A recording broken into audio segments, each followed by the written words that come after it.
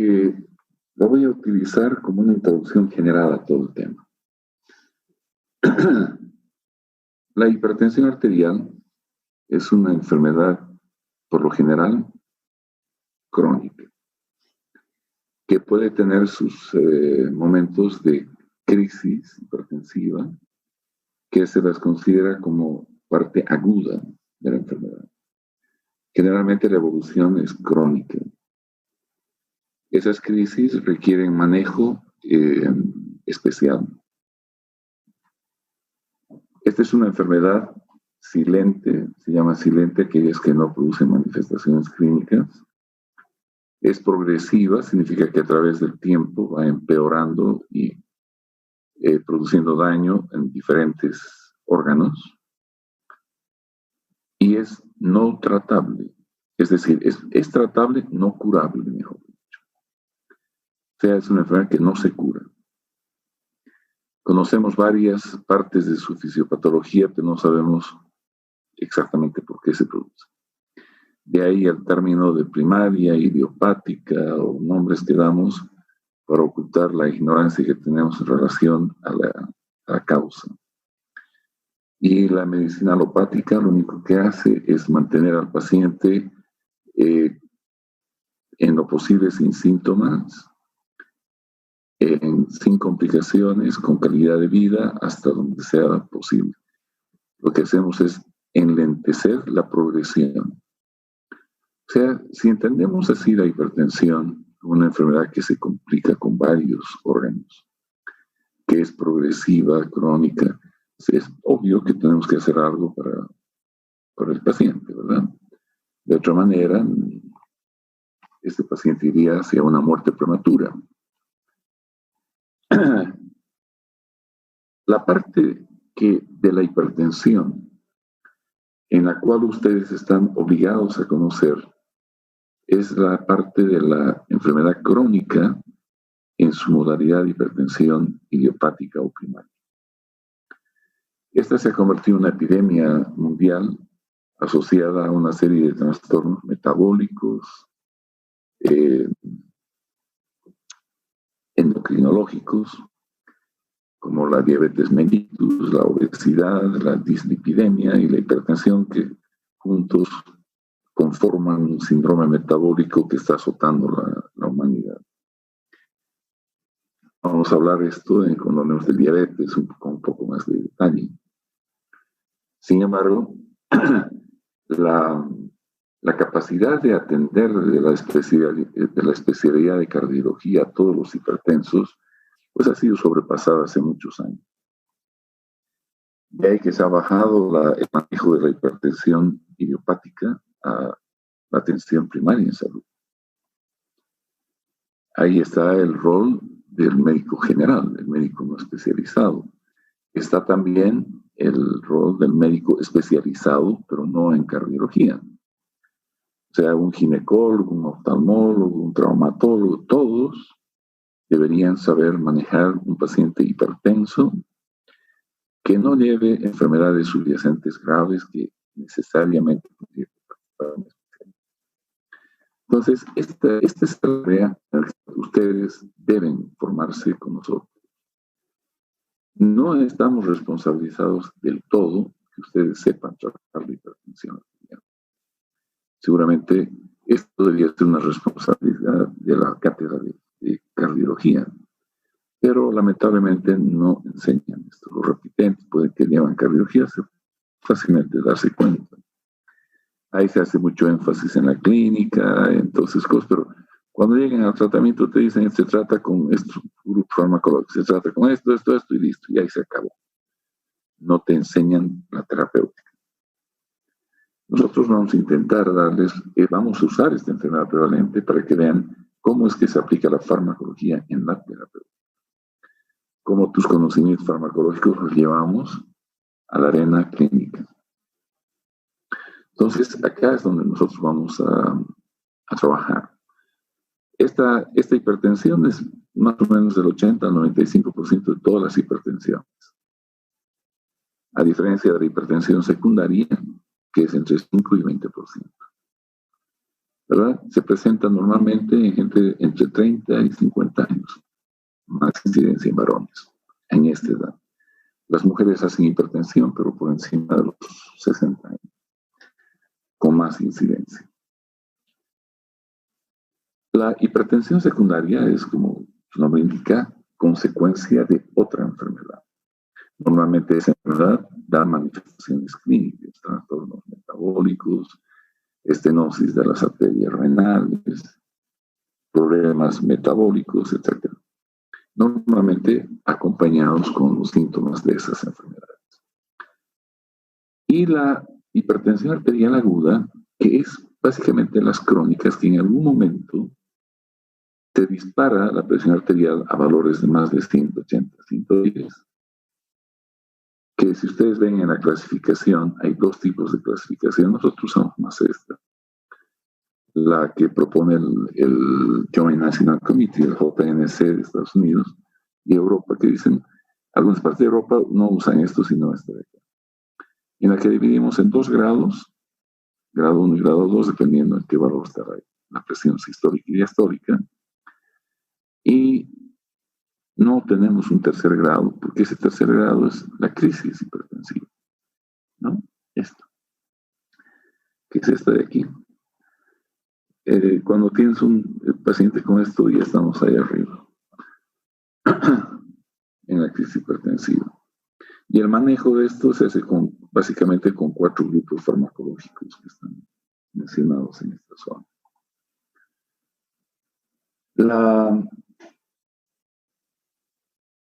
Las crisis agudas no son para un médico general.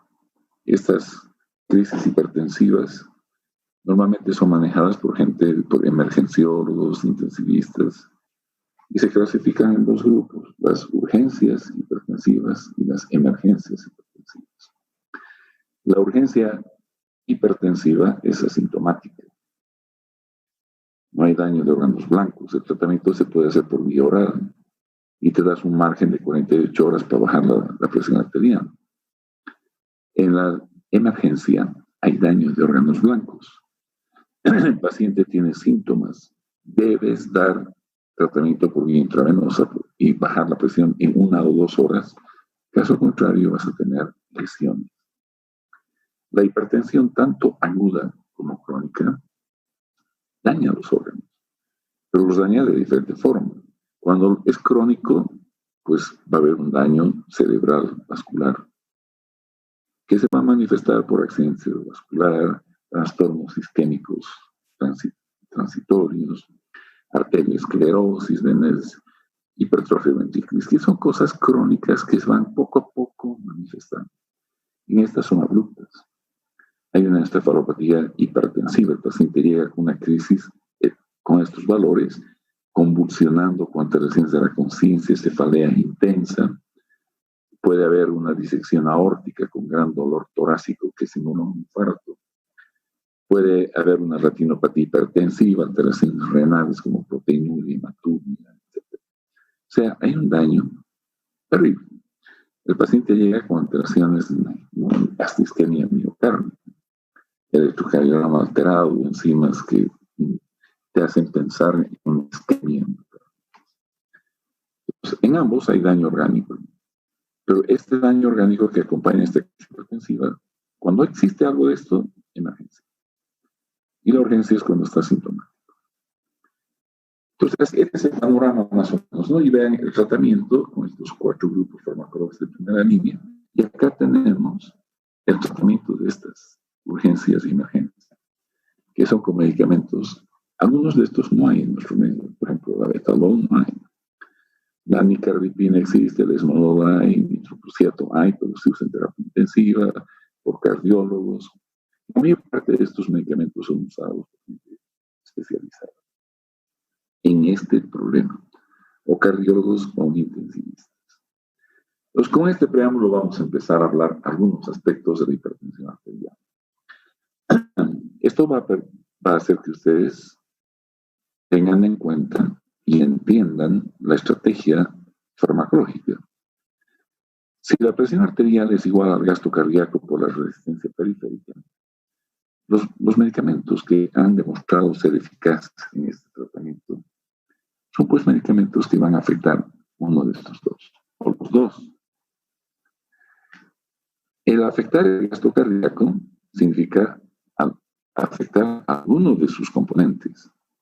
El gasto cardíaco es igual a volumen latido por frecuencia cardíaca. O sea, si vamos a afectar el gasto cardíaco, vamos a ver el volumen latido o la frecuencia, ¿verdad? Y si vamos a afectar el volumen latido, seguramente lo vamos a hacer a través de la precardia o la contractividad. Al afectar cualquiera de estos, afectamos el volumen latido. Si afectamos el volumen latido, afectamos el gasto cardíaco, y si afectamos el gasto cardíaco, la presión arterial. Y la resistencia periférica y la frecuencia cardíaca son regulados, como hemos estudiado en el sistema nervioso simpático, por el sistema nervioso autónomo. ¿Verdad? Bueno, el simpático y el parasimpático están implicados en esto. A ver, hay una persona que está ahí esperando.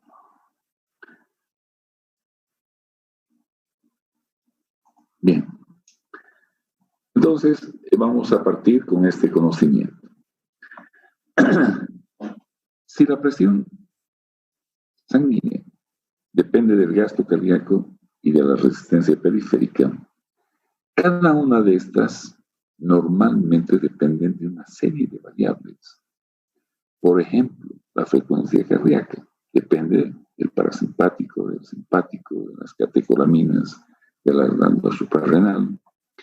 El volumen latido dependerá de la contractividad, que depende del simpático y de las catecolaminas, del retorno venoso, que depende del volumen de sangre, y del trabajo renal, ¿verdad?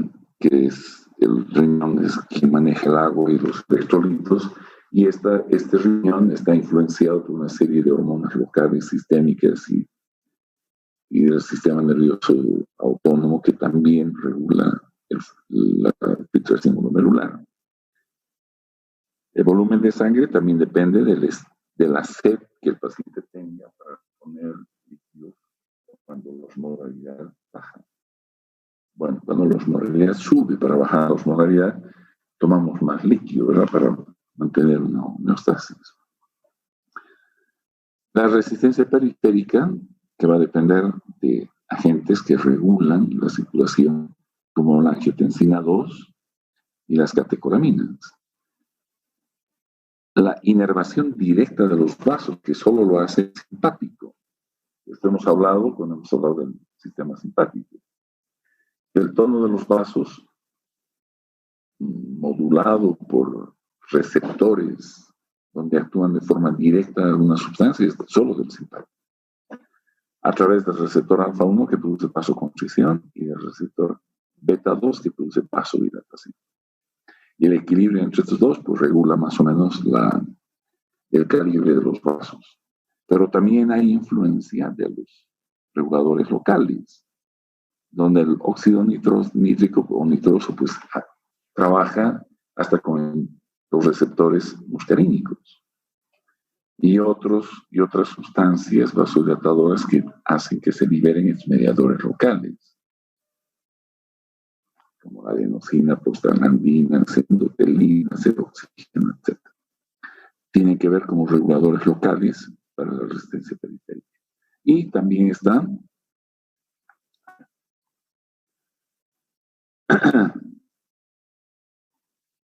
sigue entrando gente. La viscosidad de la sangre.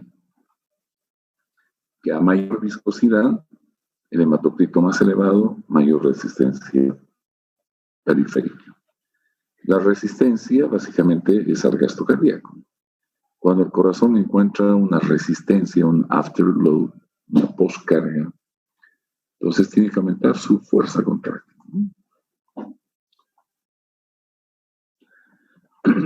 Normalmente, a través de la vida, hay dos elementos que van a contribuir a la presión sanguínea. La primera época de nuestra vida lo hace el gasto cardíaco.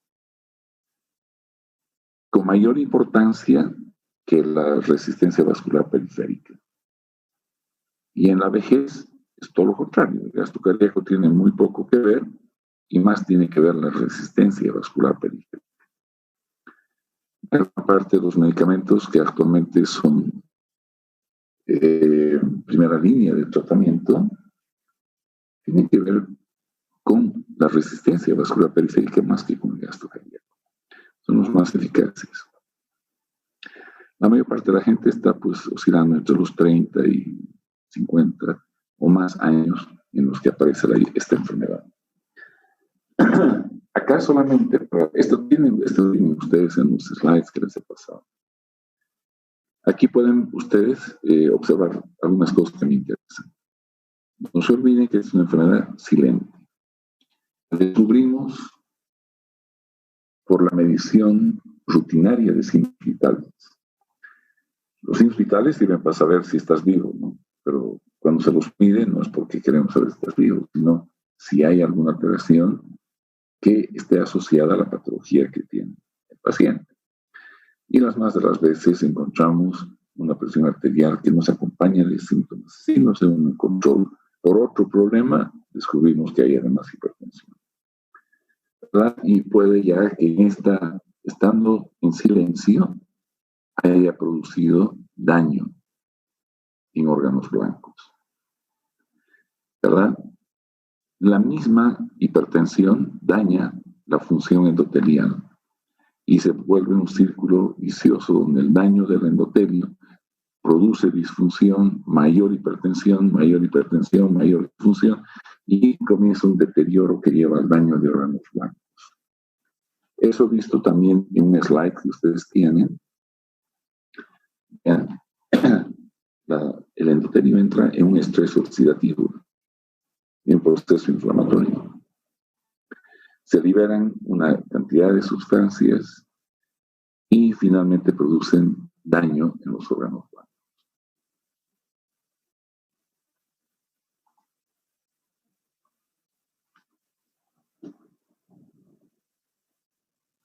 En un color más oscuro, ustedes pueden observar unos recuadros que son las consecuencias de esta evolución progresiva y crónica de esta enfermedad, que lo hace de manera silenciosa. Algunas veces, la primera manifestación de una hipertensión arterial puede ser cualquiera de estas manifestaciones o enfermedades que estamos viendo aquí abajo.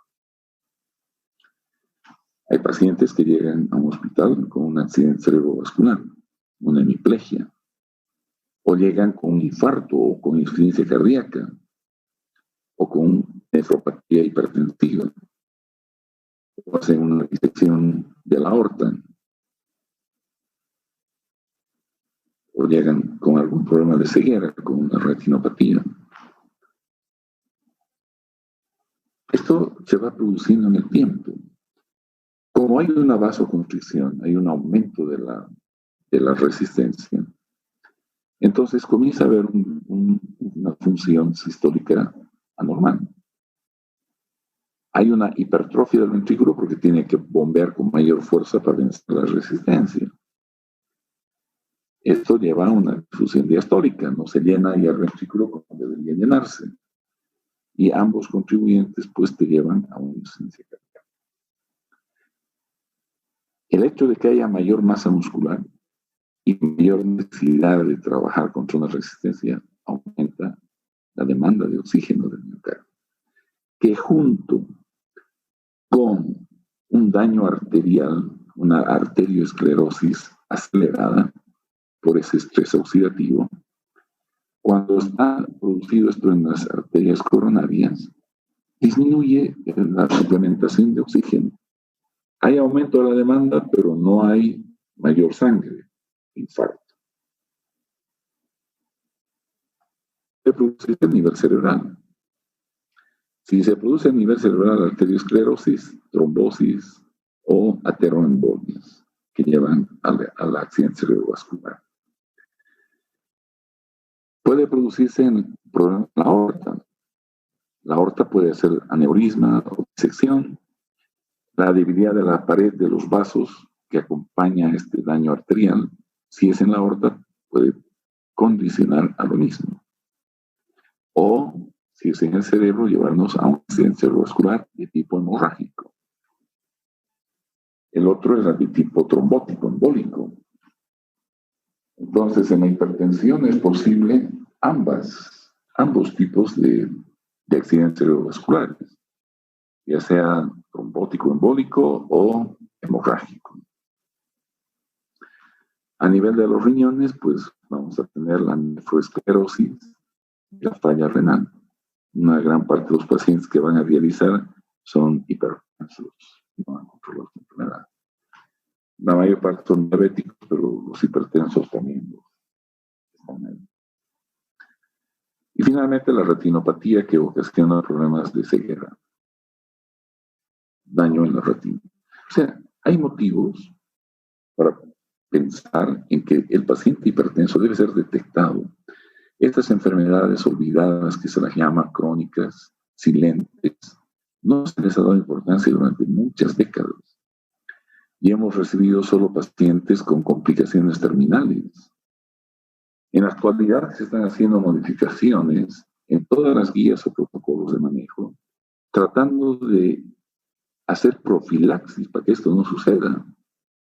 Y la única profilaxis para que no llegue el paciente con algo de esto es tratando la hipertensión arterial. Más los otros problemas de riesgo cardiovascular. Cuando hablemos de insuficiencia cardíaca, van a ver ustedes que el estadio 1 es cuando todavía el paciente no tiene insuficiencia cardíaca, solo tiene hipertensión, por decir. Pero ya se considera un estadio 1 de insuficiencia cardíaca, porque ya tiene la patología que, si no la trata, lo va a llevar al paciente a la insuficiencia cardíaca. Y el tratamiento de la insuficiencia cardíaca estadio 1 es tratar la hipertensión arterial. O sea que la hipertensión arterial, su manejo ya está implicando algún tipo de manejo de la insuficiencia cardíaca. Bien. Este slide lo tienen, no lo voy a ni dar ni repetir, solo quiero que pongan atención en esto. Por cada 20 milímetros de mercurio de presión sistólica o 10 de diastólica hacia arriba, se duplica el riesgo de sufrir esas complicaciones que acabo de mencionar. Por lo que es obvio tratar de llegar a los objetivos terapéuticos que van a reducir, no del todo, pero en gran porcentaje, el riesgo. Vamos a invertir la dirección de salud del paciente. Ya está yendo hacia una muerte prematura, hacia el lado del bienestar. Si es que logramos el objetivo técnico. Al paciente no le va a interesar cuánto debe ser sus valores, quizás le interesa adherirse a la terapia si le decimos que va a tener menos riesgo de fallecer joven con esas enfermedades que podemos mencionar, ¿no? Daños desde su corazón hasta sus riñones y pasando por varios órganos.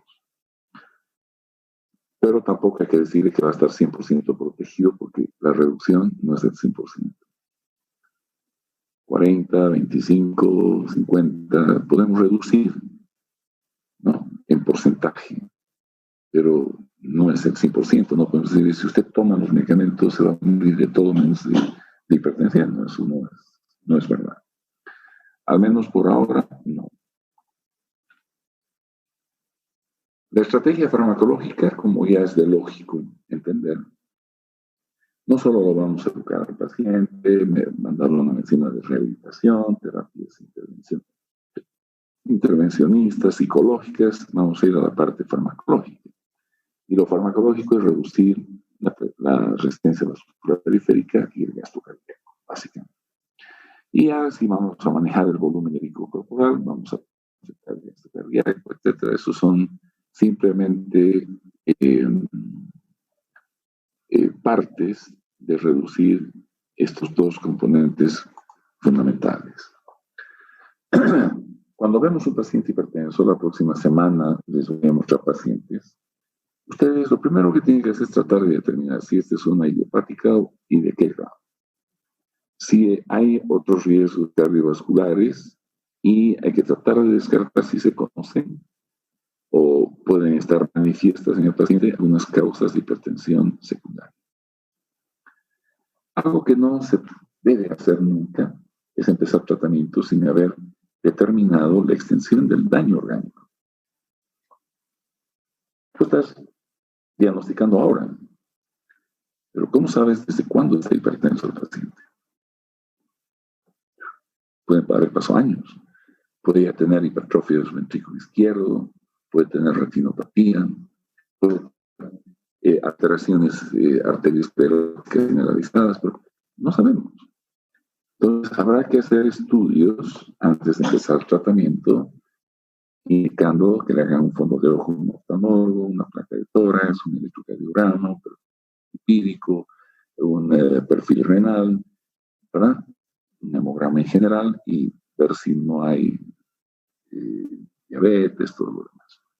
Entonces, así, y no se olviden además de los electrolitos, porque una gran parte de los medicamentos que usamos alteran el equilibrio electrolítico. Los diuréticos, los IECAS, los ARA2 afectan electrolitos fundamentales.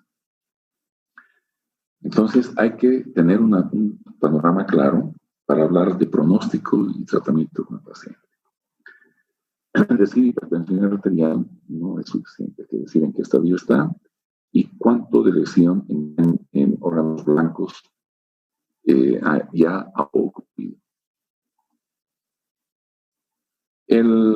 Hay algunas diferencias entre lo que hemos manejado hasta hace 2 años atrás a lo que ahora se sugiere en el JNS8.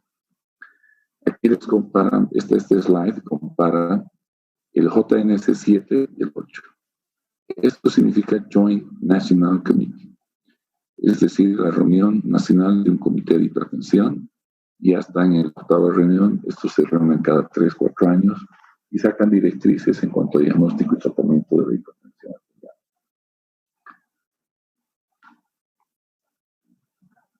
Han habido algunos adelantos. Aquí, en el 7, por ejemplo, vean el objetivo de tratamiento en pacientes menores de 60 y mayores de 60 era el mismo. Ahora se ha diferenciado a los mayores de 60 que no tengan diabetes ni enfermedad renal crónica,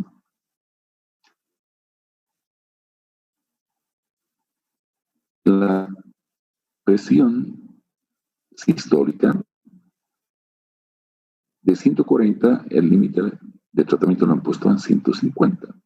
Tienes que tener menos de 150 y 90 para tener un pronóstico bueno en el paciente. Ese es el objetivo terapéutico. Y me parece coherente, porque a más de 60 años la mayor parte de la gente tiene esclerosis. De alguna forma, los años hacen que los tejidos sean menos plásticos, etcétera, y las arterias se endurecen, pues, y la presión sistólica sube. Y casi era imposible lograr estos valores en pacientes mayores de 60 años. Este valor de menos de 140 era casi imposible. Con esto ya es más fácil y además más factible de lograr. Y está asociado con una disminución de todos esos riesgos que tienen estos pacientes. ¿No? Y los pacientes de cualquier edad que tengan falla renal o diabetes o ambos, antes se decía que había que bajar menos de 130-80, en la actualidad se considera que bajando de 140-90 está perfecto. La mayor parte de los pacientes que nosotros vamos a ver son estos menores de 60 y quizás algún paciente diabético o con falla renal. La gente mayor de 60, eso hay que subirle 50 al objetivo terapéutico. Otra diferencia importante en los últimos años es que los beta bloqueadores han sido sacados como fármacos de primera línea en pacientes que no tengan indicaciones forzosas para usar los beta bloqueadores. Antes estaban incluidos como los fármacos de primera elección. En la actualidad no. Y solo se los va a incluir a los bloqueadores de los canales, a los beta bloqueadores, si es que el paciente tiene indicaciones para esto. ¿Ya? O sea, podemos decir que los beta bloqueadores podrían ser parte del grupo de primera línea solo en pacientes que tengan cardiopatías que requieren el uso de los beta bloqueadores. Si no hay esa condición, ustedes como médicos generales no pueden usarlos. Solo tendrían que usar diuréticos diacídicos, inhibidores de la ECA, los ARA2 o BRA, que se llaman los bloqueadores de los o antagonistas del receptor de angiotensina, y los bloqueadores de los canales de calcio. Bien. Lo mismo que les he hablado van a encontrar ustedes en los algoritmos terapéuticos que propone el JNC8 o la Sociedad de Cardiología Americana, cualquier libro que es de europeo, norteamericano que vean, tienen algoritmos basados en el JN8. Es un algoritmo en forma, es lo mismo, pero en forma algorítmica. Si tú tienes un paciente mayor de 18 años, entonces implementas cambios en el estilo de vida. Determinas cuál es la meta en la presión arterial, a cuánto quieres bajar, dependiendo de la edad y si hay o no diabetes, falla renal, ¿no? Y la edad del paciente. Si es mayor a 60 años, 150 la máxima. Si es menor, a 140. En Estados Unidos, además, hay que preguntarse si el paciente es blanco o negro. Es decir, no blanco y negro, sino es negro o de otra raza. Los negros, los afroamericanos, no responden a ciertos medicamentos. En Bolivia no hay estudios sobre la población afro-boliviana que están en Yungas. No he visto ningún trabajo, no encuentro al menos, no sé si ustedes conocen de alguno, que hable de las diferencias en la respuesta al tratamiento antihipertensivo en las poblaciones afrobolivianas.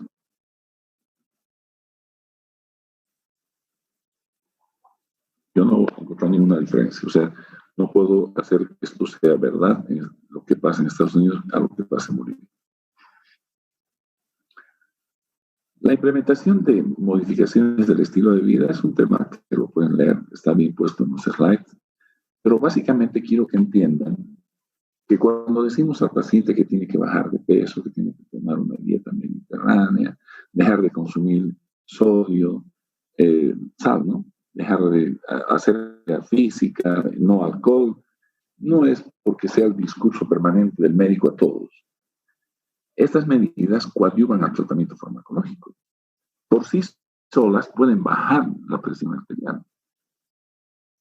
Un paciente pierde 10 kilogramos, puede bajar entre 5 y 20 milímetros de mercurio sus rangos de medición de la presión sistólica.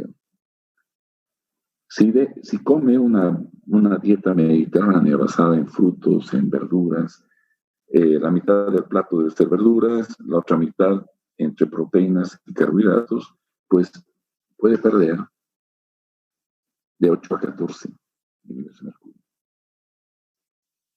Si reduce el sodio, hasta 8.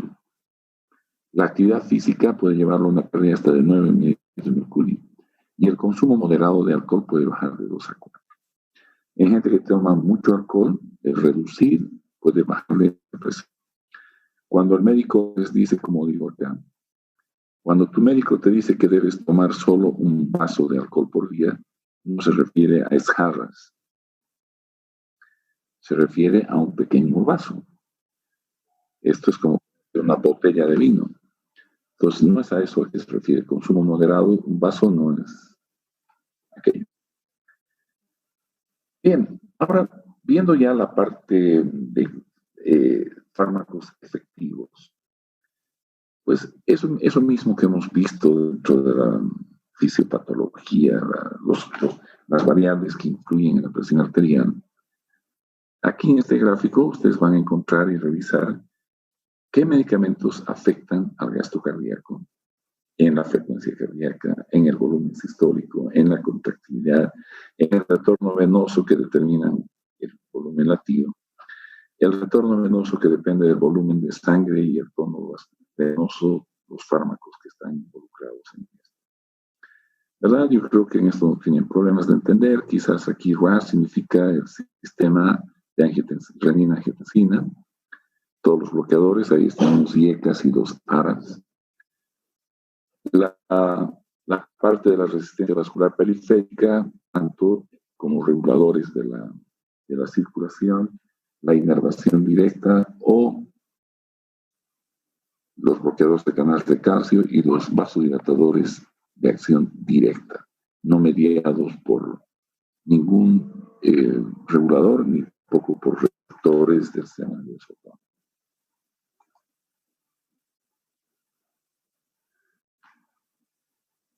Una gran parte de los pacientes hipertensos, un grupo importante, diría, no son la mayor parte. Una parte de ellos ya vienen asociados con otras enfermedades concomitantes o subyacentes. Entonces, en la hipertensión se habla de fármacos que tú tienes la obligación de usar como de primera, segunda o tercera línea en estos pacientes. Vean, los beta bloqueadores, como les decía, no están indicados en todos los pacientes, solo en los pacientes que vengan con enfermedades coronarias, que vengan con insuficiencia cardíaca o infarto de miocardio previo. En estos están indicados los beta bloqueadores y además es hipertenso, pues la hipertensión más esto nos obliga a pensar en beta bloqueadores. Pero si un paciente no tiene dolencias, ustedes no tienen por qué usar beta bloqueadores. Y por lo general, un paciente que tenga alguno de estos problemas más de hipertensión o alguno otro de estos problemas como una ACV recurrente y demás, no va a haber un especialista, no un médico general, no un oftalmólogo. Estas son generalmente condiciones que obligan a remitir al paciente a un especialista. Pero quiero que sepan, al mostrarles esto, no estoy diciéndoles que no pueden utilizar beta bloqueadores. Si tú te animas a usar beta bloqueador en un paciente con enfermedad coronaria hipertenso y crees que lo puedes hacer bien, pues tienes ambas cosas para conocimiento sobre lo que es una angina de pecho y una hipertensión arterial y vas a poder utilizar asociando. Libros como Katzun, Guzmán-Gierman normalmente nos muestran todo el panorama de la hipertensión arterial. Todos los fármacos que han sido utilizados y son utilizados hasta ahora o existen como probabilidad para manejar al paciente hipertenso. Sin esto significar que ustedes deban conocer a detalle todo este panorama. Si estoy mencionando que hay 4 grupos que el médico general debe saber manejar, pues están en marco rojo. Los diuréticos, especialmente diacídicos, los bloqueadores de los canales de calcio y los que antagonizan el sistema angiotensina-aldosterona. Esos son los inhibidores de la ECA y los antagonistas del receptor de la angiotensina. El resto es más o menos área de un especialista, incluyendo los simpático-plégicos, donde están los beta-bloqueadores. Los alfa, ni qué decir. La mayor parte de estos son vasodilatadores. En los diuréticos, los efectivos producen vasodilatación. Los IECAs producen vasodilatación. Estos producen vasodilatación y vasodilatación. Se van a trabajar sobre todo en la resistencia vascular periférica. Y la mayor parte de estos medicamentos, al ser vasodilatadores, pueden producir efectos adversos como hipotensión, pérdida de conocimiento, una hipoperfusión cerebral que puede hasta acabar en inconsciencia, convulsiones, una crisis de Adams, que pueden ser producidos en una primera dosis de estos medicamentos. De ahí que los más manejables, digamos, son estos 4 grupos. Cosa que un médico general pueda hacerlo si es que usa los medicamentos de manera correcta, de manera progresiva, con dosis mínima al inicio y incrementando progresivamente. Los demás se asocian a grandes problemas de hipotensión y requieren cierta formación especializada, como el uso de nitroprusiato. Este es un fármaco que se usa en una bomba de infusión, a un goteo. Es como un joystick que manejas para jugar PlayStation. A más gotas, más cae la presión. Disminuye las gotas, sube la presión. La respuesta es así, inmediata, goteo, y tienes que usar la dosis adecuada para que el paciente no vaya a ninguno de los dos extremos. Y para eso necesitas experiencia, tener un equipamiento especial. No vas a prescribir en tu consultorio a un paciente pues nitroprusiato. Esto se usa por vía parenteral, con una bomba de difusión y con un control monitoreo muy de cerca. Útil para manejar pacientes en emergencia o en terapia intensiva que lleguen con una emergencia hipertensiva o una urgencia hipertensiva. Los bloqueadores de la renina o inhibidores de la renina, como el alquitrán, no hay en Bolivia ni en casi ninguna parte del mundo. Muy pocos países deben tener. Estados Unidos, creo que tienes que quitar mucho posada, pero por ahí no hay normalmente.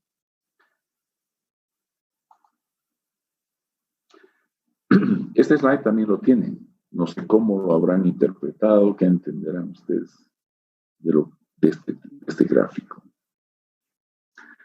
Yo tengo que explicarlo porque si no van a meter la pata. A ver, el acercamiento a un paciente con hipertensión arterial en términos terapéuticos es un acercamiento step by step, que se llama paso a paso.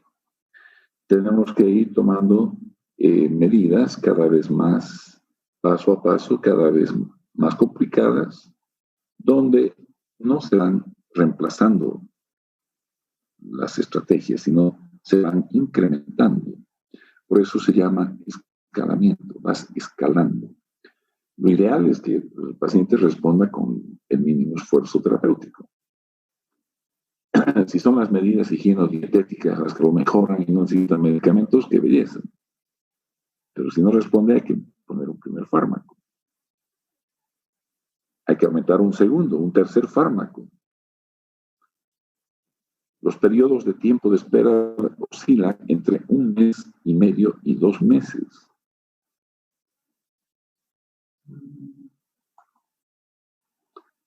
Sigue entrando gente. Bueno, vean.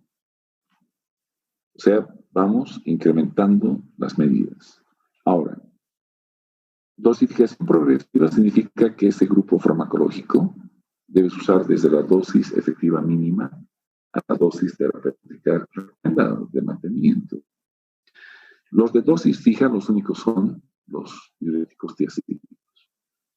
Estos empiezas de donde empieces. Si empiezas desde aquí con ellos, 12.5 miligramos, esperas los 2 meses, si no hay, no necesitas subir. No es el efecto diurético el que mejora a larga, es el efecto vasodilatador. Y para producir vasodilatación con la hidroclorotiazida solo necesitas 12.5 miligramos. Puedes usar 25 también, pero es más dosis y no significa que va a ser más efectiva. Es más cara. Entonces, este gráfico lo deben interpretar ustedes de esa forma. El tratamiento es un escalamiento, es progresivo, vas escalón por escalón, incrementando un fármaco a la vez. Las hipertensiones, estadio 1, se empiezan con un fármaco. Las estadio 2 se empiezan con 2 fármacos. Y dependiendo de los 2 fármacos que empieces, si son los 2 de dosificación progresiva, ambos deben ir implementándose desde la dosis efectiva mínima hasta la 2 de mantenimiento. Esos ajustes se los va haciendo en 7 y 10 días. Si, por ejemplo, empiezas con enalapril, la dosis mínima efectiva Si es un medicamento personal, debes saber cuál es la dosis efectiva mínima, cómo se va incrementando y demás. Entonces, una semana con 5 miligramos, viene a la consulta del paciente, lo chequeas, no ha habido efectos, muy bien. Vamos con el próximo paso, es incrementar la dosis hasta tener la dosis de mantenimiento. Y así evitas estos efectos adversos de hipotensión arterial que pueden ponerlo en riesgo. Y a los 2 meses, y con el Enalapril y las medidas higienodietéticas no has logrado el problema, pues tienes que incrementar otro medicamento y esperar otra vez 2 meses. Aquí hay algunos que dicen que lo que hay que llevar es a la dosis máxima al medicamento. Rara vez esa estrategia tiene buen resultado. Sin embargo, hay médicos que lo hacen y a veces se logran buenos resultados, pero las probabilidades de efectos adversos son mayores. Entonces, a veces es mejor asociar directamente otro fármaco. Si la dosis media de mantenimiento no es efectiva, el aumentar la dosis máxima no, pero lo haga mejor. Y así hasta que tengas 3 medicamentos. Podrías tener 4, porque son 4 grupos. Pero, ahí hay un pero. Los que trabajan sobre el sistema renina-angiotensina, aldosterona, son todavía un poco controversiales de combinarlos. La FDA no aprueba todavía que tú mezcles un inhibidor de la ECA más un antagonista del receptor de la angiotensina. La consideran una mezcla irracional. De eso voy a hablar después, pero tienes que combinar hasta 3 medicamentos. Y si aquí no responde, pues lo mandas al especialista, al cardiólogo, como un paciente que no responde al tratamiento de nivel de atención primaria. Es posible que tenga una hipertensión secundaria o haya necesidad de cambiar medicamentos y usar vasodilatadores diferentes, como bloqueadores alfa, hidralacinas, metidopa, varios medicamentos que son más restringidos a especialistas que a médicos generales.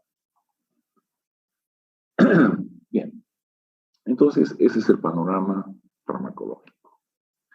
Y acá nuevamente tenemos los 4 grupos de primera línea,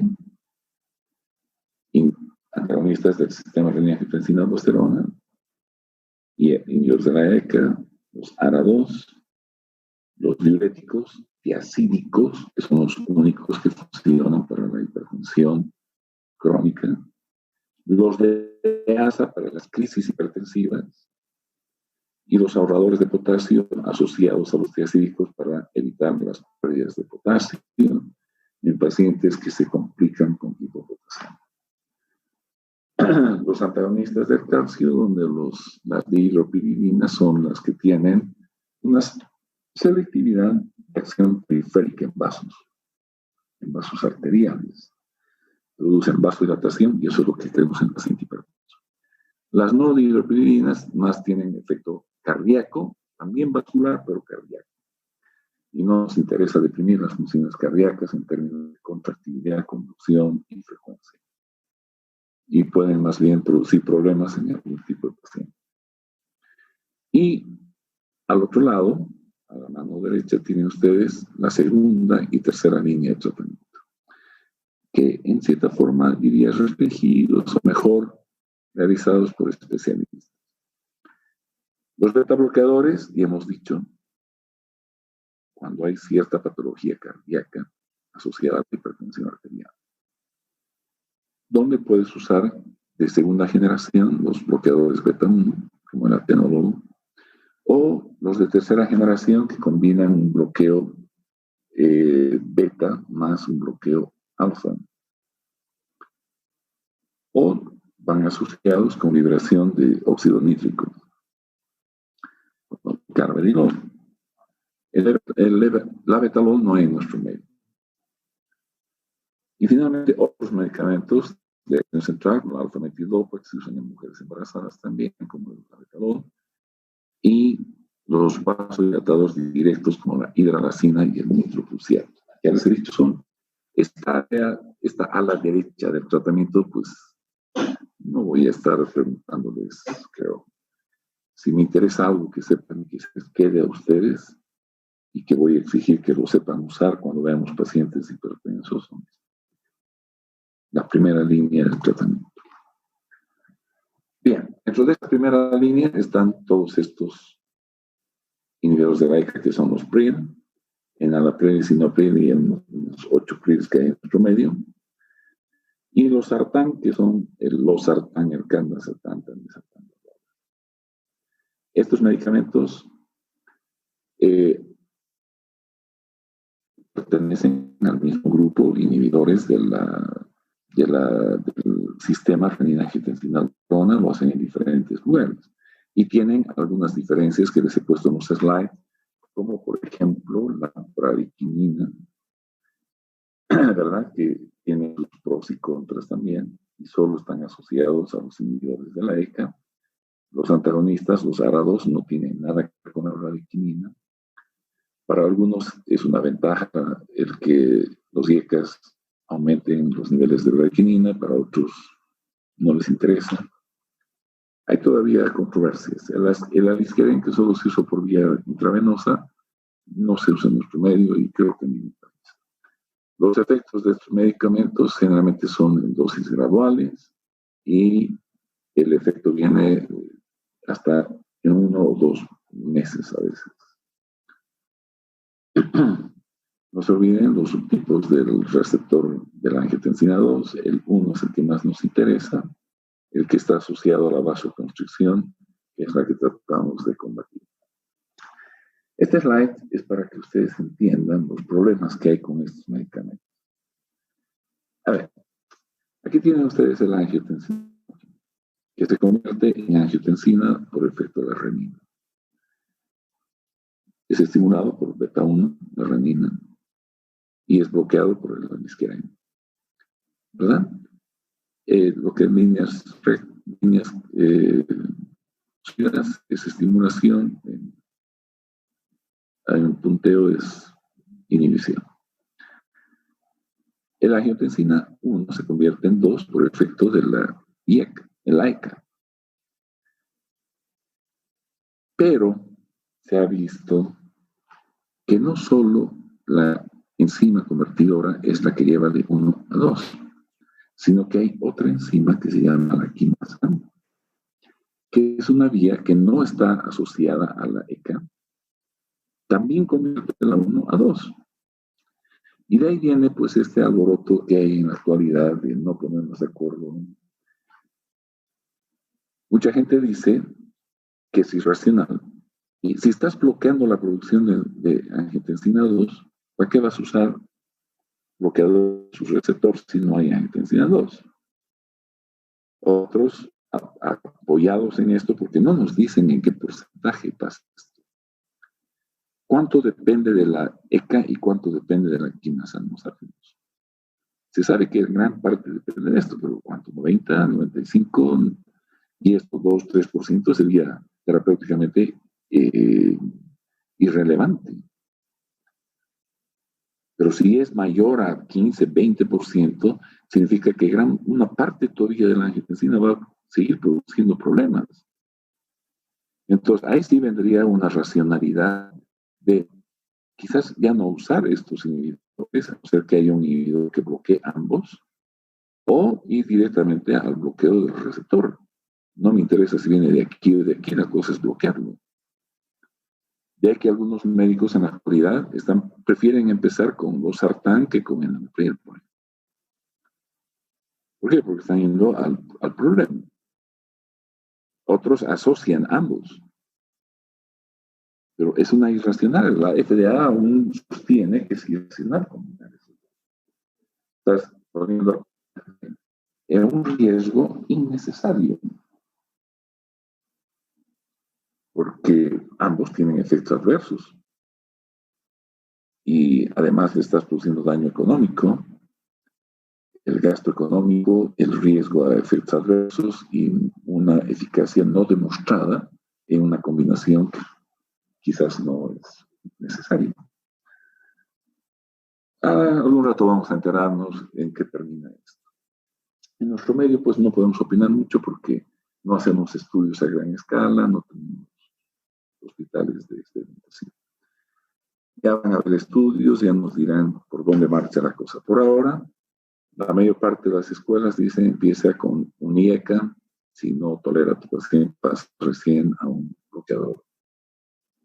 Sin embargo, esto es relativo. Te dicen, hay 4 grupos efectivos y depende de ti cuál quieres usarlo primero. Si tú empiezas por los sartán, bien. Si empiezas por el nalapril, bien. Si empiezas por la hidroclorotiazida, también está bien. Y si das un amlodipino, también está bien. Cualquiera de los 4 grupos que tú quieras usar primero está bien. Lo que no estaría bien es que si hay indicaciones que te obligan a usar ciertos medicamentos primero, tú hagas lo contrario. Ya no estás siguiendo el protocolo. Puedes hacer lo que quieras si el paciente no tiene enfermedades subyacentes. Tú puedes empezar con medicamentos que tú crees que es mejor, pero no porque crees o porque te trincas y porque digas, si esta balleta, mi madre estuvo en esta. No, es la lectura de la efectividad, de la seguridad, la conveniencia y el costo. Y la comparación que hagas de ellos que te va a llevar a usar uno u otro medicamento. Aquí estamos con el tema de la igual, la quimasa esta y la IEC. Ambas producen de la angiotensina 1 a angiotensina 2. Los IECAS, además, la ventaja que tienen en relación a los que convierten, es decir, bloquean los receptores, es que tiene que ver con el incremento de la bradiquinina. ¿Verdad? La bradiquinina produce natriuresis, óxido nítrico y vasodilatación. Y son unas ventajas cuando manejas un paciente. La desventaja es que está asociada posiblemente a la tos que el paciente presenta como efecto adverso más común y que en muchos casos obliga a la discontinuación del fármaco. Si ven, la angiotensina 2 tiene que ver con una serie de tejidos y órganos. Actúa sobre las suprarrenales, sobre el riñón, sobre el intestino, sobre el sistema nervioso central, sobre el sistema nervioso periférico, en el músculo lisovascular, en el corazón. Esto tiene, y vean lo que produce: aumento de la resistencia vascular periférica, aumento del volumen extracelular. Todo esto condiciona, pues, el manejar esto. Es obvio que te va a reducir la presión arterial, ¿verdad? Como se muestra en este gráfico. Si tú bloqueas el efecto de la renina para que no se convierta en angiotensina 1, estás logrando que no haya angiotensina 2. Si bloqueas la producción de angiotensina 1 a angiotensina 2, estás haciendo lo mismo. Y si bloqueas el receptor donde actúa la angiotensina 2, pues lo mismo. ¿Qué va a pasar? Vamos a tener un menor tono simpático, vasodilatación, menor retención de agua y sal, disminución de la presión arterial. ¿Verdad? Y esto es lo que el efecto beneficioso de estos medicamentos. O sea, estamos tratando de explicarnos fisiopatológicamente la acción benéfica de estos fármacos. ¿Por qué son útiles en la hipertensión arterial? Pues sus usos generalmente implican la hipertensión arterial idiopática y otras patologías que vamos a ir estudiando en la diabetes, ustedes han visto ya en el postinfarto de miocardio, han leído. La próxima semana hablaremos de la insuficiencia cardíaca, donde los IECAS y ARA2 son fármacos de primera línea. Pero básicamente nos permiten manejar la hipertensión arterial idiopática, que es el tema que ahora estamos analizando. Esto está escrito en los slides que les he dado. Aquí quizás es importante, relevante, decir que estos medicamentos se los puede asociar. con los diuréticos tiacídicos y algunos diuréticos que ahorran potasio. ¿Verdad? No se debe dar con esto. Las contraindicaciones, el embarazo. Eso es importante que se acuerden. Aquí en un slide que me olvidó mencionarles. ¿Dónde está esto? Aquí. Aquí tienen este dibujito que una mujer embarazada y no debe usarse. Ni los inhibidores de la ECA, ni los antagonistas de los receptores de la angiotensina. Estos medicamentos son cetopáticos, producen alteraciones fetales y están contraindicados en el embarazo. Los diuréticos, no voy a hablar del mecanismo de acción, ustedes saben dónde actúan los DEASA y dónde actúan los tiacídicos. Los DEASA los usamos para las emergencias, la furosemida básicamente. Y no se administra tanto por vía parenteral. Cuando estás frente a un paciente con crisis hipertensiva, se usa por vía intravenosa, ¿verdad? Y no se usa en bolos, se usa a goteo. Y estos medicamentos son de techo alto, que significa que la dosis, no hay un límite de producir diuresis. Aumenta la dosis, hay más diuresis. Y no importa cuán efectivo esté la filtración glomerular, igual el paciente lo hace orinar. Y hay que se usa para cuando hay falla renal aguda y más se forza la diuresis con estos fármacos. Y en este caso, cuando tenemos una crisis, una emergencia hipertensiva, producimos hipovolemia rápidamente. Mientras que los tiacídicos, que son la primera línea para el tratamiento de la enfermedad crónica, la hidroclorotiazida es la que se usa en nuestro medio, 12.5 miligramos casi en toda la presentación. Combinadas. Suelta hay de 25 a 50 miligramos. Se compran de 25 y se pueden partir y tomar 12.5 cuando está siendo tomada como fármaco único. ¿No? Y el efecto antihipertensivo va a aparecer de 4 semanas adelante. Es lento y sostenido, ¿no? Lo que hay que tratar es de no darles, los diuréticos deben darse siempre en el día hasta las 4 de la tarde. Después de las 4 de la tarde le das a un paciente si lo odias. Así lo vas a tener orinando toda la noche y vas a perjudicar su descanso y lo vas a agotar. Pues. Tienes que dar diuréticos solo durante el día. Además, el uso crónico de diuréticos se acompaña ya de una regulación, de una homeostasis. Nuestro cuerpo deja de responder al efecto diurético. No podemos vivir con hipovolemia. Puedes producir hipovolemia por unos días, pero después tu organismo rápidamente activa mecanismos para recuperar la volemia a través de los vasoreceptores y la osmolalidad. ¿Verdad? Al principio puede ser que el efecto antihipertensivo sea por la caída de la volemia, pero después el sostenido a largo plazo es un efecto vasodilatador. Este gráfico habla de lo que les acabo de explicar. Al principio, disminuye la retención de agua y de sal, menos volumen sanguíneo, menos débito cardíaco, menos presión arterial. Pero el efecto a largo plazo va a mantener y sostener esa disminución, va a ser el efecto vasodilatador de estos imidazólicos que son los diuréticos tiacídicos. Es un efecto directo vasodilatador, mediado por canales de potasio. Estos diuréticos tiacídicos tienen este perfil, disminuyen en la excreción urinaria al calcio. O sea, va a acumularse el calcio en nuestro cuerpo y puede ser útil en algún tipo de pacientes y perjudicial en otros.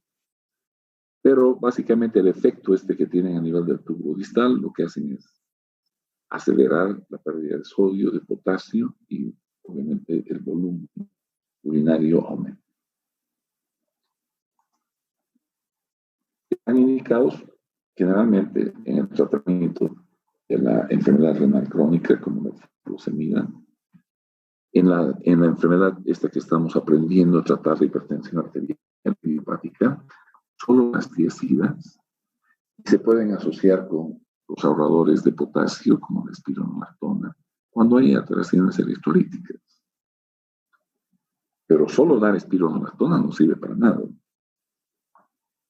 Vamos a hablar, cuando hablemos de los diabéticos, las emergencias hipertensivas, la furosemida para producir hipovolemia rápidamente y el paciente no se nos muera con hemorragia. Algunas veces las tiazidas se usan en casos de osteoporosis porque hemos dicho que retienen el calcio y el calcio podría ser repuesto en la matriz ósea de manera más fácil si es que existen cantidades necesarias, ¿verdad?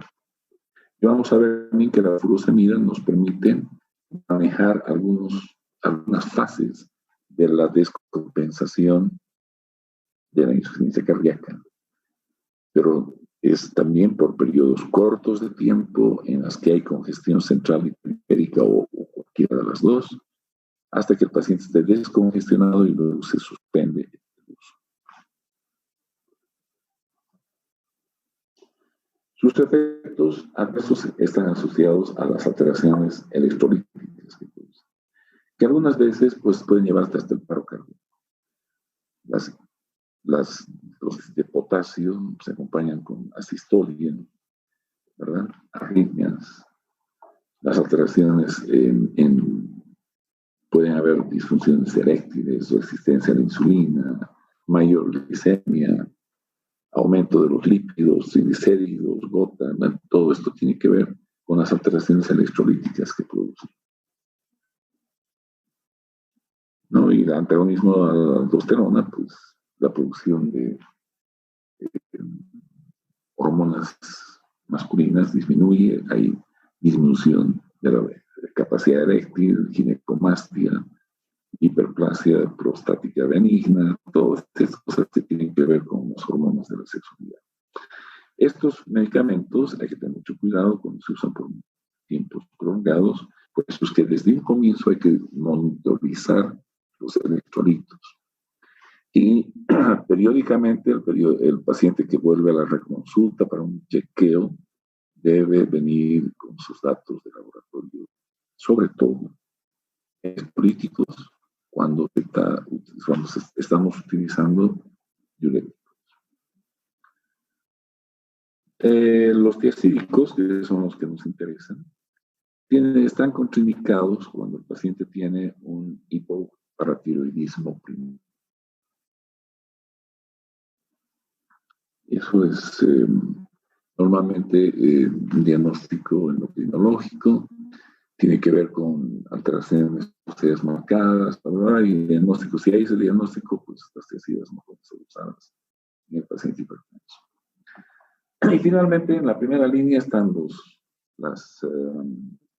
inhibidores de los canales de, ¿no? Los dipirinos. Las hidropirimidinas que están ahí, todos los que acaban con dipino, son los más usados. ¿Por qué? Porque son más selectivos para los vasos sanguíneos. Y las no dihidropirimidinas, pues estos tienen que ver con cierta selectividad cardíaca y también periférica, pero también tienen efecto muy marcado en el cardíaco. Y no conviene usarlos, nos interesa solo producir vasodilatación, ¿verdad? Ahí tenemos la nifedipina, el niquerlapina, el amlodipina, la nimodipina. Ustedes escogerán cuál quieren usar de lo que hay en el país y compararlos en términos de eficacia, seguridad, costo y conveniente. Estos actúan más a nivel de los vasos, mientras que las no dihidropiridinas, pues estos actúan a nivel del corazón, ¿verdad? Antes los dividíamos en estos grupos, en las benzodiazepinas, en las fenilalquilaminas, estos ahora son llamados no dihidropiridinas. Y este grupo quedó con el nombre de dihidropiridinas, que son más afines a nivel de los vasos de resistencia que en los vasos de capacitancia. Producen dilatación arterial, tienen cierto efecto finalmente siempre sobre el corazón, pero los grupos que son no dihidropiridinas lo hacen marcadamente. Son inotrópicos negativos, deprimen el automatismo y la conducción. Y estos pueden llevar a problemas serios en algún tipo de pacientes. Mientras que la dihidropiridina solo producen dilatación de los vasos y lo hacen en los vasos de resistencia, es decir, las arterias. Los vasos de capacitancia son las venas. No tienen acción sobre las venas. O sea, son arterias, disminuyen la presión arterial tanto en hombres y como en mujeres embarazadas. En las no dihidropiridinas, estas afectan al corazón en su contracción, su frecuencia y la conducción. Y estos medicamentos te van a producir alteraciones cardíacas que pueden convertirse en efectos adversos, a veces hasta mortales. Están indicados la amlodipina y todo el grupo de las dihidropiridinas en la hipertensión arterial idiopática y en las urgencias hipertensivas. También en el embarazo, ¿no? En la preeclampsia. Vamos a estudiar otras indicaciones en algún otro tema que vayamos a ver después, como la diabetes y no, en insuficiencia cardíaca, no, en la diabetes. Los efectos adversos de estos fármacos te bloquean la extensión de su efecto. Bloquean los canales de calcio no solo en los vasos y no solo en el corazón, sino en todo el cuerpo. Pues hay constipación, hay isquemia miocárdica, hipotensión, taquicardia refleja, no todo lo que ustedes quieren. Los pinos, es decir, todos estos dipinos, son los que van a producirnos problemas vasculares. Y los no dipinos, problemas cardíacos, que actúan en el corazón. Bloqueo cardíaco, inotropismo negativo, bradicardia, etc. ¿No es cierto? Están contraindicados cuando hay un infarto agudo establecido. Tú no puedes ir a reducir la fuerza contráctil de ese corazón, su frecuencia. Y sobre todo si van a producir hipotensión y todo aquello, pues vas a empeorar. Estos fármacos puedes usarlos en combinación con los diacídicos que potencian su acción y los fármacos que antagonizan el sistema renina-angiotensina. Y finalmente, pues una rápida revisión, yo diría, de los beta bloqueadores. Y hemos hablado de esto, yo no voy a repetir muchas cosas, ¿no?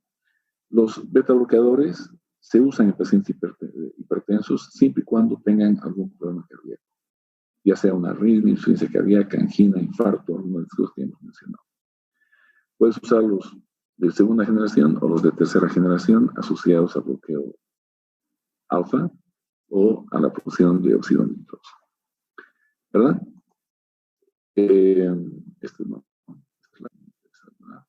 Aquí están sus efectos y aquí lo que ocasionan los beta bloqueadores para disminuir la presión arterial. Que esto les recomiendo que revisen. Yo les he dado en el sistema simpático al menos 9 posibles acciones de los beta bloqueadores como fármacos antihipertensivos.